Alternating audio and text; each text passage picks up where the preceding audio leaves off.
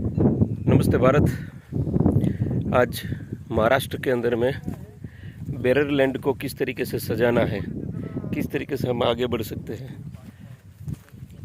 उसके लिए जो पहल चल रही है उस पहल के हिस्से में बांस क्या क्षमता रखता है और किस तरीके से हम बांस को आगे ले जाते हैं वो आपको दिखाते हैं। ये है एक्चुअल में पूरा बेररलैंड, जहाँ पे जेसीबी से खोद के आप देख सकते हैं पत्थर है पूरा नीचे इस टाइप का पत्थर।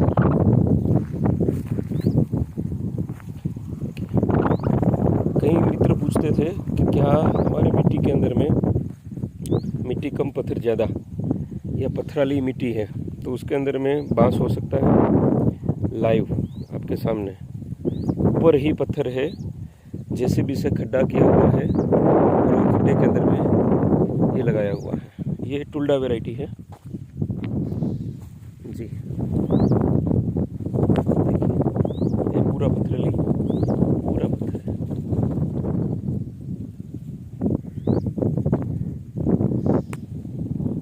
धूप ज़्यादा है, ड्रिप इरिगेशन से काम हो रहा है।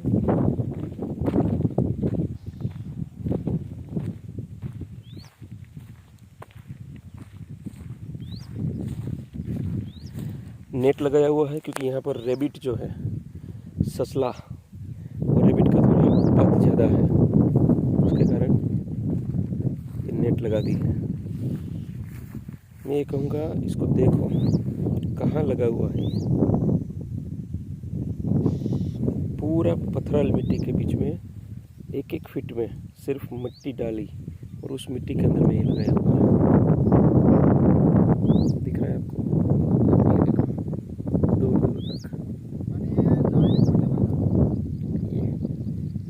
ऐसे काम होता है बेररलैंड पे।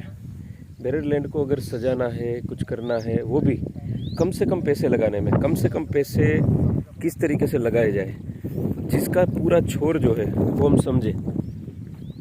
यही प्लॉट आज आपको दिखा रहे हैं, इसी को 1 साल, 1.5 साल, 2 साल के बाद में आकर देखिए तो उसके अंदर में क्या फ़र्क आएगा वो आप खुद समझेंगे, खुद महसूस करेंगे।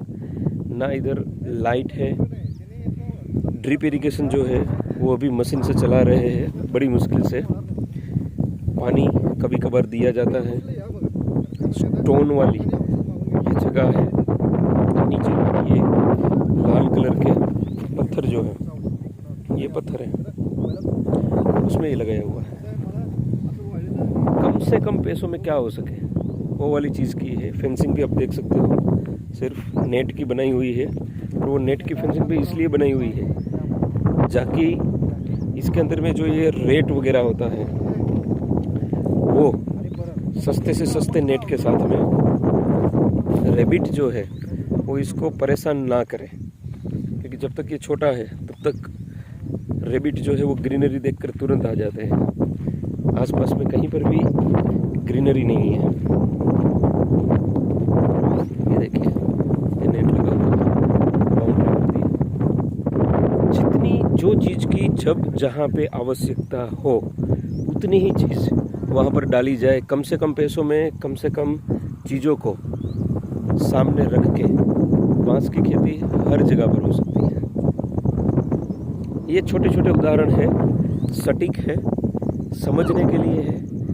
ये इतनी लैंड पड़ी है, अभी ये छोटा सा एक्सपेरिमेंट हो रहा है।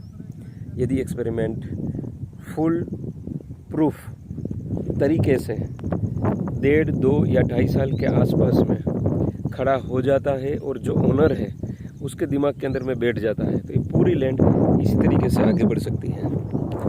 ये काम हर हमेशा पर्यावरण प्रेमी और किसान पाठशाला सब जगह पे जहाँ जहाँ ऐसे काम होते हैं वहाँ पर पहुँच जाती है। कभी कुछ गाइडलाइन के लिए, कभी कुछ मित्रों की मदद के लिए, कभी कुछ सीखने के लिए और कभी कुछ सिखाने के लिए। हम इसी तरीके से आपको भी कहेंगे, क्या आपके आसपास में कहीं बेररलैंड है तो क्यों रुके हुए हैं? क्या अभी भी सोच विचार करना बाकी रह रहा है? उठाइए कदम, बढ़िए आगे और समझिए किस तरीके से हम अपनी ही भूमि को रेत होने से बचा सकते हैं, किस तरीके से हम फिर से एनवायरनमेंट को उसी टाइम उसी क्षण आगे मूवमेंट के लिए टर्न कर सकते हैं। आपके मेरे सबके लिए क्या ज़रूरी है? ऑक्सीजन सबसे पहले, उसके बाद हर एक वो चीज़ जो हमें बाद में ज़रूरी है। पहला ऑक्सीजन। इस तरीके के अलग अलग ऑक्सीजन पार्क निर्माण होना शुरू हो चुके हैं। हमें ये ऑक्सीजन पार्क ही फ्यूचर के अंदर में बढ़ रही गर्मी को काबू में लाने में मदद कर सकता है।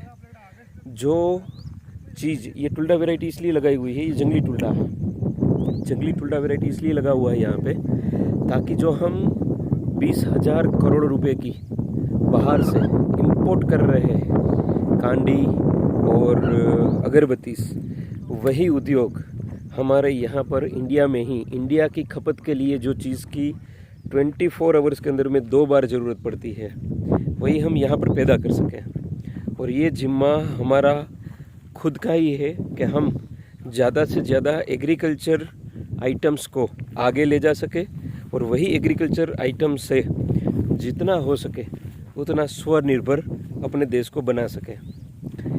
एनवायरनमेंट भी खुश, पैसा आया तो खेडूत भी खुश, मटेरियल इजी अवेलेबल हो गया तो इंडस्ट्रियलिस्ट भी खुश, और सही दाम में सही चीज़ सही जगह पे पहुंचाते हैं तो यूज़ करने वाला भी खुश। अगर सबको खुशी मिलती है तो क्यों ना हम एक कदम बढ़ा के अपने क्षेत्र, अपने गांव, अपने ज़िले, अपने स्टेट पे ये साबित करके दिखाए कि हाँ, यहाँ पर बांस हो सकता है। खेतीबाड़ी करने वाले ही कर सकते हैं ऐसा ज़रूरी नहीं है। हर एक चीज़ का पहलू सिर्फ फार्मर को जोड़ के ही हम नहीं लगा सकते। आप में हर एक इंडियन ये चीज़ को समझे जाने और ये चीज़ इजीली कर पाता है कि हम खुद भी ये चीज़ को कहीं ना कहीं पहलू पे करवा पाएँ। हो सकता है कई वकील है जो हमारे साथ जुड़े हुए हैं, जो फार्मिंग कर रहे हैं, पैसा उनका वकीलात है, लेकिन फिर भी उनके पास जो लैंड पड़ी हुई है वो आगे उसमें फार्मिंग बाम्बू का करवा रहे हैं। कहीं पुलिस वाले हैं, कहीं जज है, कहीं बिजनेसमैन है, कहीं टीचर्स है, कहीं डॉक्टर्स है, ऐसे ही अलग अलग लोग हैं। कहीं पॉलिटिशियंस है, जैसे सांगली में 1-2 वीडियोस मैंने भेजे हुए थे, जो पॉलिटिशियन है, एमएलए है, जो फार्मिंग करवा रहे हैं।